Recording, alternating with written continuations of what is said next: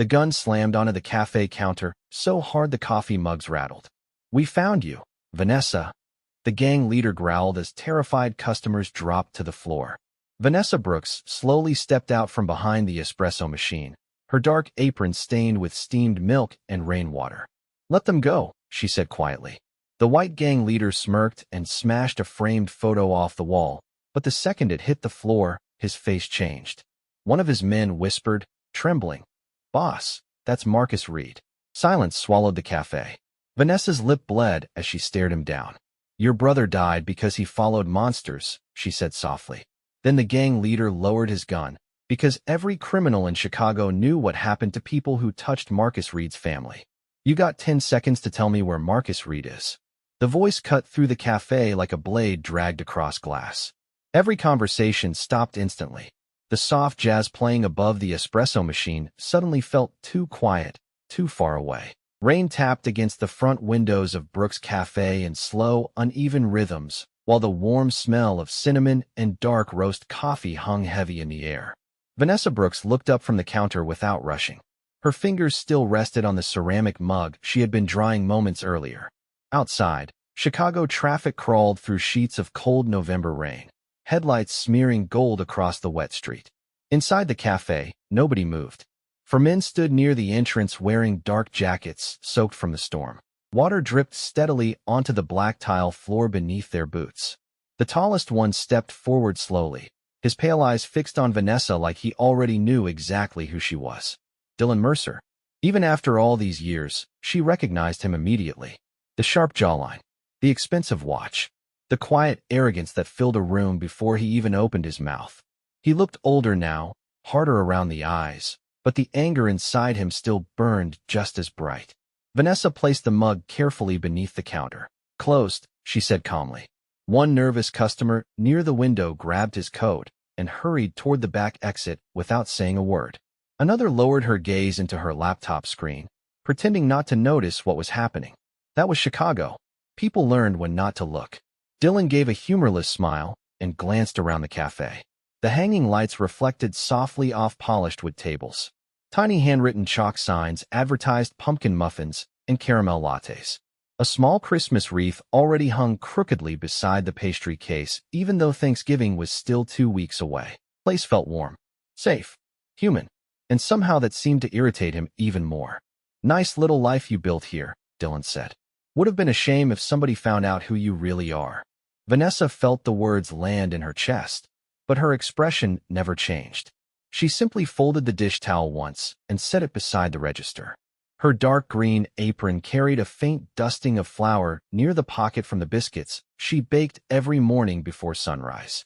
To everyone else in the neighborhood, she was just Vanessa, a quiet black woman who gave free soup to homeless veterans during winter storms and stayed open late, so exhausted nurses from St. Mary's Hospital could grab coffee after 12-hour shifts. Nobody here knew she had disappeared from Chicago 11 years ago without warning. Nobody knew why she came back. Dylan walked closer. "You thought changing your last name would erase everything?" Rainwater slid from the edge of his coat onto the floor between them. Vanessa finally looked directly into his eyes. "Will change," she said softly. "Not your kind." One of the younger men behind Dylan laughed under his breath, but it sounded forced, nervous. Vanessa noticed his eyes drifting repeatedly toward the old black-and-white photograph hanging near the kitchen doorway. Most people ignored it because the frame was cracked and faded with age. But not him. He recognized the man standing beside Vanessa in the picture. Dylan noticed it too. His expression tightened almost invisibly before he looked back at her. "You know what my brother used to say about Marcus Reed?" he asked quietly. Vanessa said nothing. Dylan leaned both hands against the counter, lowering his voice until it barely rose above the hiss of the espresso machine. He said Marcus only protected people he planned to use. For the first time, something flickered behind Vanessa's eyes. Not fear. Pain. Deep and old and buried carefully beneath years of silence. Outside, thunder rolled low across the city skyline, while red taillights glowed through the rain like distant warning fires. Then the bell above the cafe door suddenly chimed again.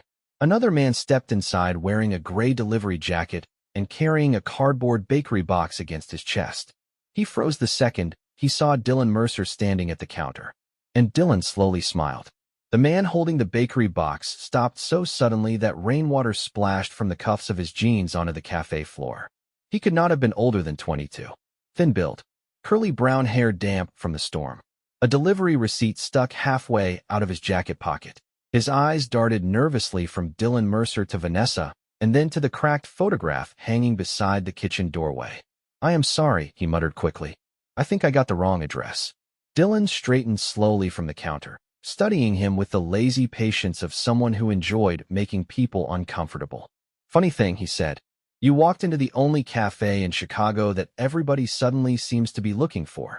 The young delivery driver swallowed hard. Vanessa noticed his knuckles tightening around the bakery box. He was scared, not because he understood what was happening, but because every instinct in his body was telling him to leave. Fast. Vanessa stepped around the counter before Dylan could move closer to him. "It is okay, Ethan," she said calmly. "Just leave the box by the kitchen." The young man blinked in surprise. "You know my name? You deliver here every Thursday." Her voice stayed gentle, steady, almost warm. "Your mother still making the peach cobbler?" For a second, the tension in Ethan's shoulders loosened. "Yeah," he said quietly.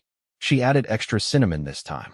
Dylan watched the exchange carefully, irritation flickering across his face.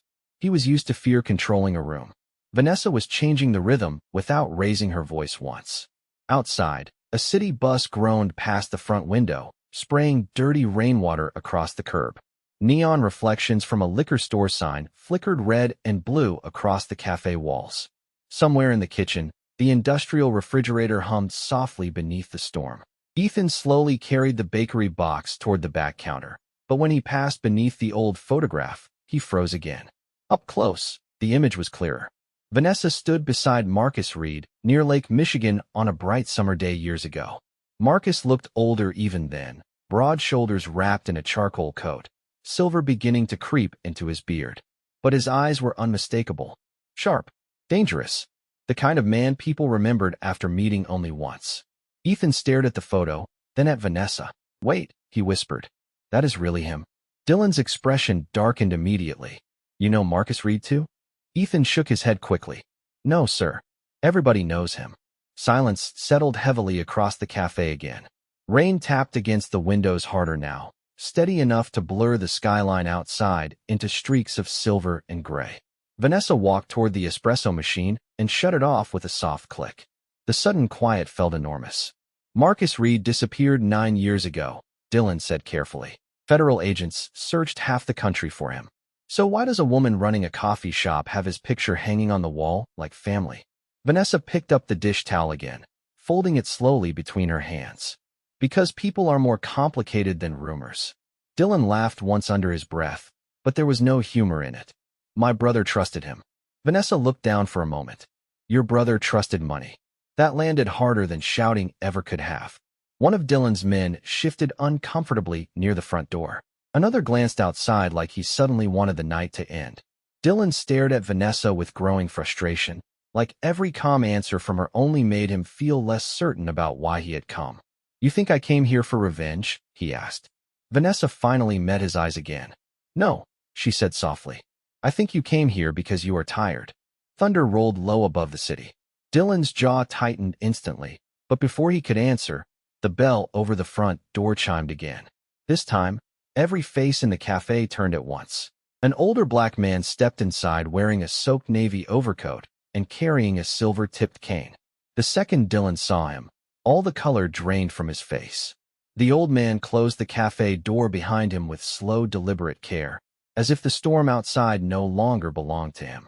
Rainwater dripped from the edge of his navy coat onto the welcome mat near the entrance, while the tiny brass bell above the door swayed softly back and forth.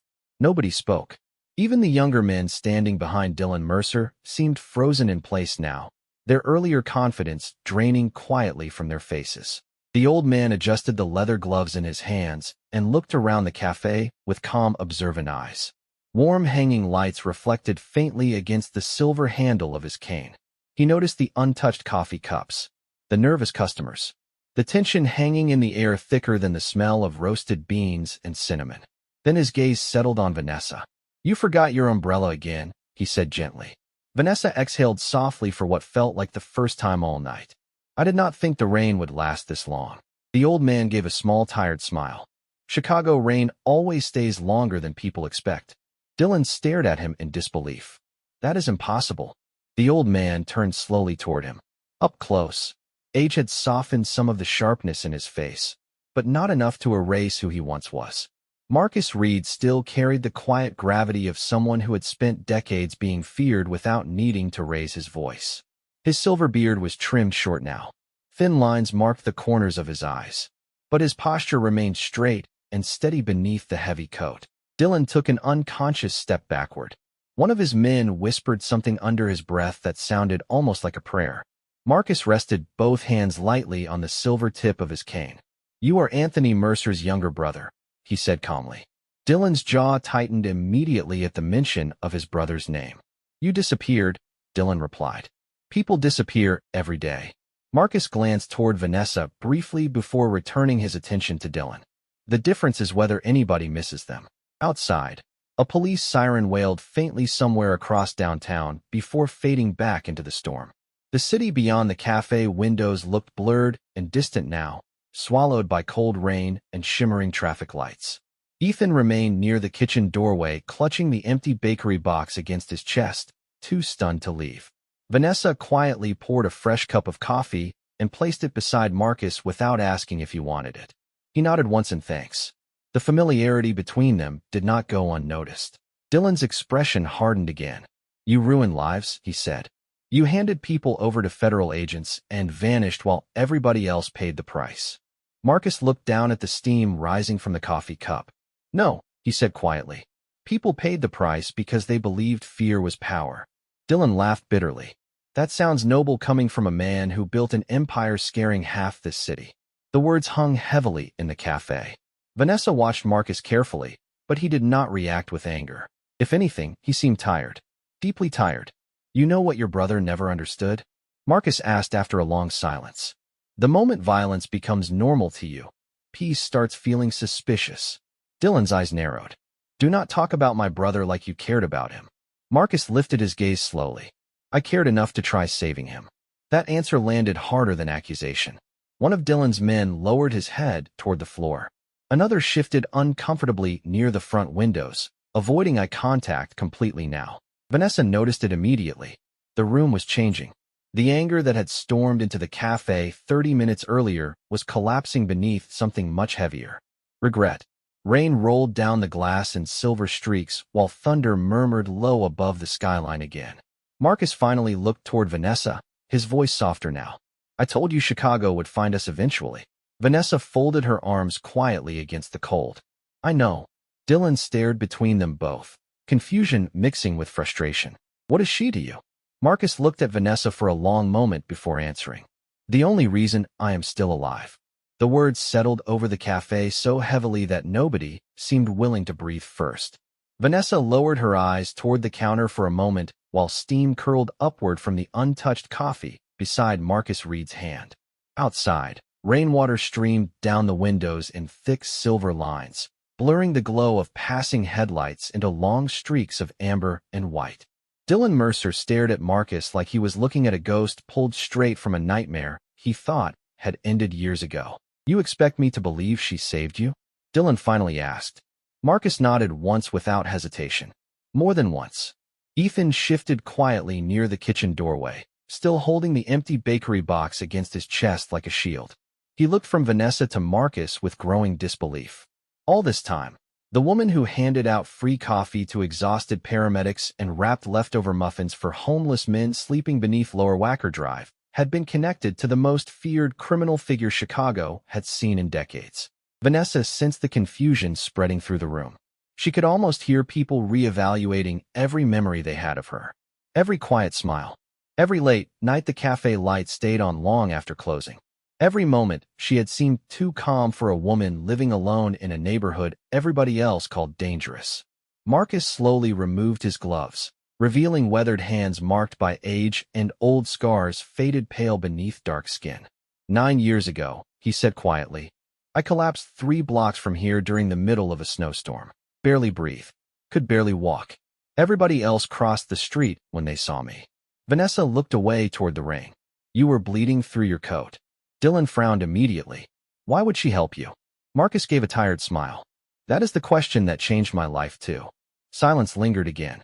The hanging lights above the cafe cast soft golden reflections across the polished wood counter, while jazz music crackled faintly through the old ceiling speakers. Outside, thunder rolled somewhere over Lake Michigan. Vanessa folded her arms against the cold creeping through the front windows. I did not know who he was at first, she said softly. I only saw an old man freezing in the snow. Dylan laughed bitterly under his breath. You are telling me Marcus Reed survived because of kindness? Another stared silently at the rain outside like he no longer wanted any part of the night unfolding around him. Vanessa noticed Dylan watching them too. His control over the room was slipping away one quiet moment at a time. Marcus reached into the inside pocket of his coat and carefully removed a worn photograph folded at the edges. He slid it across the counter toward Dylan. Your brother gave me this 2 weeks before he died. Dylan hesitated before picking it up. The picture showed Anthony Mercer standing beside a younger Marcus outside an old boxing gym on the south side. Both men were smiling. Real smiles. Not the hard-guarded expressions criminals wore for reputation. Dylan stared at the image in silence. Anthony wanted out, Marcus said quietly. He just waited too long to admit it. Dylan's jaw tightened immediately. No, my brother was loyal. Your brother was tired, Marcus corrected gently. There is a difference. Vanessa could see conflict flickering behind Dylan's pale eyes now. Anger was still there, but something else had entered with it. Doubt. Rain hammered harder against the cafe windows while distant traffic hissed through puddles outside. The entire city suddenly felt far away from the warm light, trapped inside Brooks' cafe. Then Dylan looked back at Vanessa again, his voice lower this time. So all these years you stayed hidden protecting him? Vanessa shook her head slowly. No. She glanced toward Marcus before continuing softly. I stayed hidden because he spent 9 years protecting me. The cafe grew quieter after that, but it was not the peaceful kind of quiet. It felt heavy, uncertain, like the room itself was holding its breath waiting for something nobody could stop anymore. Rain rattled softly against the windows while steam drifted upward from untouched coffee cups beneath the warm hanging lights. Dylan Mercer stared at Vanessa as though the woman standing in front of him no longer matched the story he had carried in his head for years. Protected you from who? He finally asked. Vanessa hesitated. Marcus answered instead. From men who thought fear made them important. Dylan shook his head slowly, frustration returning to his face. You keep talking like this city was the problem.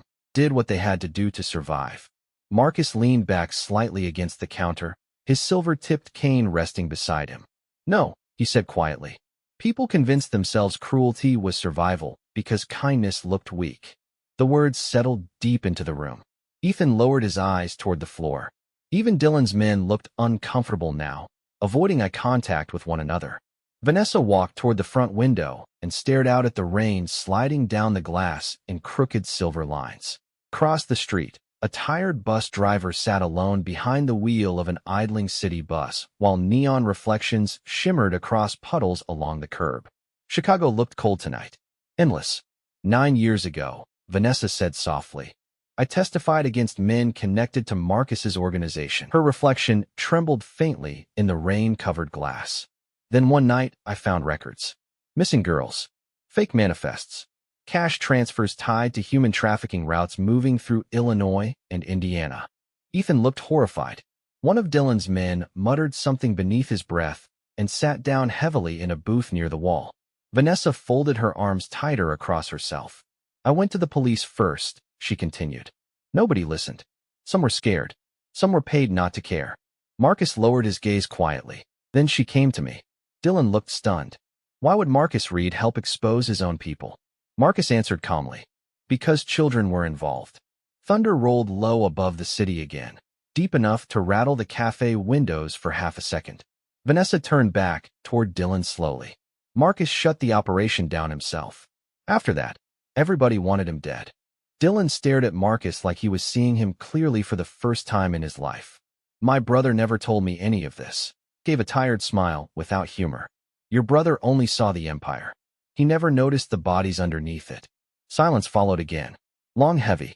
Outside, The storm continued swallowing the city block in cold gray rain while inside Brooks' Café, the warm smell of cinnamon somehow made the truth feel even sadder. Dylan rubbed a hand across his face, exhausted suddenly. "All these years," he muttered. "I thought you betrayed him." Marcus looked toward the old photograph hanging beside the kitchen doorway. Anthony betrayed himself long before he betrayed anybody else. Vanessa quietly stepped back behind the counter and reached for a clean towel. Her movements remained calm, practiced, almost ordinary despite the weight of the conversation filling the room. She wiped rainwater from the polished surface slowly while jazz music crackled softly through the old speakers overhead. Dylan watched her carefully. After everything that happened, why stay here? Vanessa paused for a moment before answering. "'Cause this neighborhood forgot what safety feels like." One of the younger men near the door lowered his eyes immediately. Vanessa noticed his hands trembling slightly now. He could not have been older than 20. Too young to already look this tired. Marcus studied him carefully too. "What is your name, son?" The young man hesitated. "Luis." Marcus nodded gently. "You still have time to become somebody your mother would recognize." The words hit harder than anger ever could. Luis looked away instantly, blinking fast. Dylan noticed it too. For the first time since entering the cafe, he no longer looked like the man controlling the room. He looked lost. Then suddenly, headlights flashed brightly through the rain outside. A long black SUV rolled slowly to the curb directly in front of the cafe. Marcus Reed's expression changed immediately. The black SUV stopped beside the curb with headlights glowing through the rain like pale white knives cutting across the darkness. Every eye inside the cafe turned toward the window at once. Water rolled slowly down the glass, distorting the shape of the vehicle into something almost unreal beneath the storm. Marcus Reed did not move immediately, but Vanessa noticed the subtle shift in his posture. The calmness remained on his face, yet something behind his eyes tightened. "Recognition. They found us faster than I expected," he said quietly. Dylan looked toward the SUV, confusion replacing frustration again. "Who?" Marcus did not answer right away. Outside, the driver's side door opened slowly. A tall woman stepped out holding a black umbrella against the rain. Her charcoal coat moved sharply in the wind as she crossed the sidewalk toward the cafe entrance with measured confidence. Even through the wet glass, Vanessa recognized her instantly. Agent Claire Holloway, Federal Protective Services. The same woman who had helped relocate Vanessa nearly a decade earlier after the trial that changed everything. Ethan blinked nervously beside the kitchen doorway. Why would federal agents come here? Vanessa exhaled slowly. Because tonight was never supposed to happen. Dylan turned toward her sharply. "What does that mean?" Before Vanessa could answer, the bell above the cafe door chimed softly again. Agent Holloway stepped inside, lowering her umbrella carefully beside the entrance. Rainwater dripped from the edge of her coat, while her observant gray eyes scanned the room in one practiced sweep. The younger men standing near Dylan immediately stiffened beneath her gaze.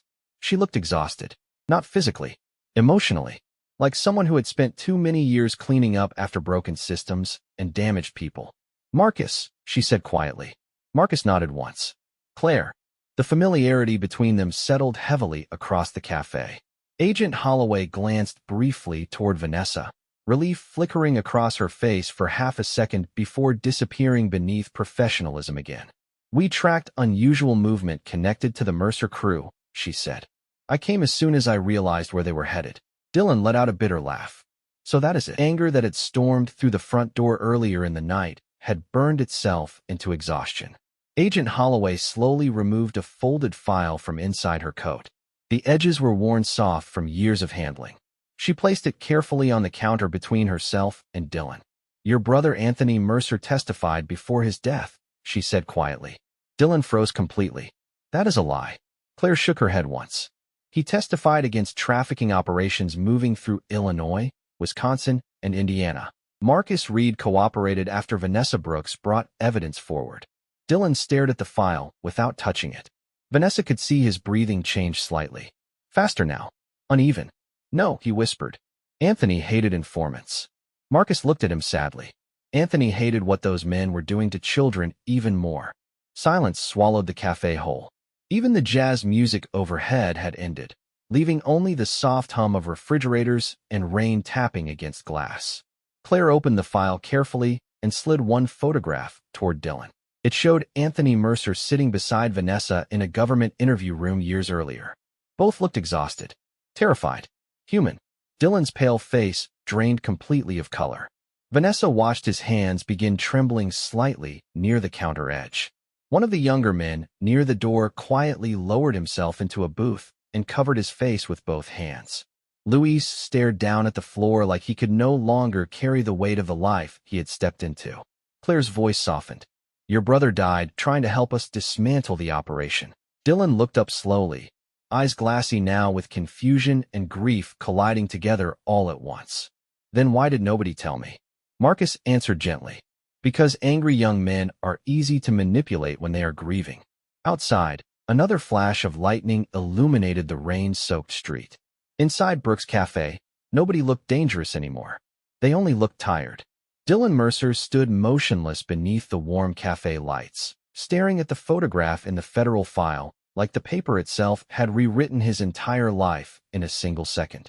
Rain continued sliding down the windows behind him, while traffic lights shimmered across the wet street outside in blurred streaks of red and gold. Nobody in the cafe spoke. The silence no longer felt dangerous. It felt wounded. Dylan slowly lowered himself into the chair near the counter, his elbows resting against his knees while one shaking hand covered part of his mouth. Vanessa watched him carefully from behind the espresso machine. For the first time since he walked through her door, he did not look angry. He looked young. Younger than the hard voice and sharp suits had allowed anyone to notice before.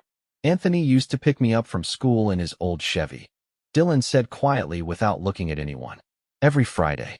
His voice sounded distant now, buried beneath years of grief and confusion. "He always stopped for burgers afterward because my mother worked double shifts at the hospital." Marcus remained silent beside the counter, allowing the memory space to breathe. Dylan stared down at the photograph again. "Told me loyalty mattered more than anything." Marcus nodded slowly. "It did to him." Dylan looked up sharply. "Then why did he hide this from me?"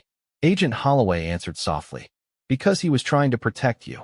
Dylan laughed bitterly under his breath, but tears were beginning to gather in his pale eyes despite how hard he fought them. "Protect me from what?" Vanessa stepped closer before answering. "From becoming the kind of man he was afraid he had already become." The words landed quietly, but nobody in the room could escape them. Luis lowered his head even farther toward the table beside the window. Ethan stood frozen near the kitchen doorway, listening like someone hearing the truth about adulthood for the very first time. Outside, the storm finally began easing into softer rain. The violent wind that had rattled the windows earlier was fading now, leaving behind only the steady hiss of water against pavement and distant traffic moving through downtown Chicago. Dylan looked toward Marcus again, eyes heavy with disbelief. "You really tried to save him?"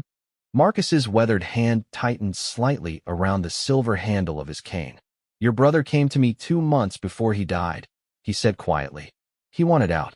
Said he could not sleep anymore after seeing what those men were doing." Dylan swallowed hard. "And you trusted him?" Marcus looked down at the untouched coffee beside him. "No, but Vanessa did." Dylan slowly turned toward her. Vanessa folded her arms loosely against herself, exhaustion finally visible beneath her calm expression. "Can change when somebody gives them room to," she said softly. "Most people just never get that chance." Agent Holloway closed the federal file carefully and slid it back inside her coat. "Anthony's testimony helped dismantle one of the largest trafficking operations in the Midwest," she said. "Dozens of children were recovered alive because of what he did." Dylan closed his eyes tightly for a moment, as if the weight of those words physically hurt. Vanessa noticed one tear finally escape despite his efforts to hold himself together. It slid quietly down his face before disappearing into the shadow beneath his jaw. None of the men who had entered the cafe with him looked dangerous anymore. They looked hollow, tired, like boys who had spent years pretending anger could replace purpose. Marcus slowly stepped closer to Dylan. "Your brother died trying to become better than the world that raised him," he said gently. "Do not waste that." Dylan stared at the floor in silence while rainwater dripped softly from forgotten coats hanging near the entrance. Café smelled faintly of cinnamon again now that the tension had faded from the air. Somewhere above them, the old jazz station returned through the ceiling speakers with soft trumpet music crackling gently beneath the storm. Vanessa walked toward the front door and flipped the sign from closed to open. Dylan looked up in confusion. After tonight, you are staying open? Vanessa glanced toward the dark Chicago street outside where exhausted nurses, delivery drivers, and lonely night workers still moved through the rain beneath glowing streetlights. We'll still need coffee in the morning, she said quietly. Marcus smiled for the first time all night. The storm finally began to loosen its grip on the city just after midnight. Rain still fell across Chicago, but softer now, gentler, tapping against the cafe windows in uneven rhythms while passing headlights painted moving ribbons of gold across the wet street outside. Brooks Cafe no longer felt like a place waiting for disaster. It felt tired. Human. The kind of tired that comes after too much truth enters a room all at once. Vanessa stood behind the counter quietly refilling coffee cups no one had touched for nearly an hour. The warm scent of fresh roast drifted through the air while old jazz hummed softly from the ceiling speakers above. Marcus Reed sat near the window now, his silver-tipped cane resting beside his chair as he watched the rain with distant, thoughtful eyes. Agent Holloway stood near the entrance speaking quietly into her phone, coordinating details in the calm, measured tone of someone used to carrying difficult nights without letting them break her. Dylan Mercer remained seated at the counter, elbows resting against the polished wood while the old photograph of his brother lay beside his hand. He had not moved much since Vanessa flipped the sign from closed to open. It was as if the entire direction of his life had shifted too suddenly for his body to catch up. Vanessa placed a fresh mug of coffee in front of him without speaking. Steam curled upward between them in soft white ribbons. Dylan stared at the cup for a moment before finally looking at her. "Why are you being kind to me?" he asked quietly. Vanessa leaned lightly against the counter. "Because somebody was kind to me once when I probably did not deserve it either." Dylan shook his head slowly. "You did not know what I came here planning tonight." "I know grief when I see it," Vanessa replied softly. The answer seemed to hit him harder than accusation ever could. He lowered his gaze toward the photograph again, blinking slowly as though fighting emotions he no longer had the strength to hide. Louise sat silently near the window booth, staring out at the rain-soaked street with hollow, exhausted eyes. Ethan had finally relaxed enough to help wipe down nearby tables while trying to process everything he had witnessed. Nobody felt like strangers anymore, just damaged people caught in the same difficult night together. Marcus looked toward Dylan after a long silence. "Your brother used to hate coffee," he said suddenly. Dylan looked up in surprise. Marcus smiled faintly, said it tasted like burned dirt. For the first time all night, a weak laugh escaped Dylan before disappearing into something painfully close to tears. "That sounds like him." Marcus nodded slowly. Anthony had a good heart buried underneath too much anger. Dylan swallowed hard. "I spent years hating the wrong people." Vanessa looked toward the front window where rainwater continued sliding slowly down the glass. "Hate survives by keeping people blind," she said quietly. Agent Holloway ended her phone call and approached the counter. "The city is calming down," she said.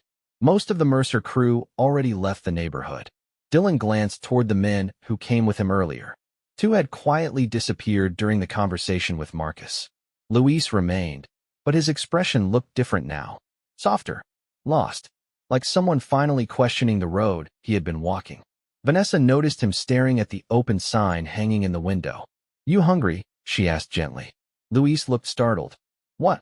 Vanessa reached beneath the counter and handed him a wrapped turkey sandwich from the warmer. "You look like you have not eaten since breakfast." Luis accepted it slowly, eyes lowering toward the paper-wrapped sandwich in his hands. "Thank you," he whispered. Marcus watched the exchange carefully, pride flickering behind his tired eyes. Dylan rubbed both hands across his face and exhaled shakily. "I thought power meant making people afraid of you," he admitted quietly. Marcus looked toward Vanessa before answering. "Real power is making people feel safe enough to breathe." Silence settled gently over the cafe again, but this time it felt warm instead of heavy. Outside, the storm clouds above Chicago slowly began breaking apart. And for the first time in years, Dylan Mercer no longer looked like a man searching for revenge. He looked like a man trying to figure out how to live with the truth. By 3 a.m, the rain had almost stopped completely. Only a soft mist drifted through the empty Chicago streets now, glowing silver beneath the streetlights outside Brooks Cafe.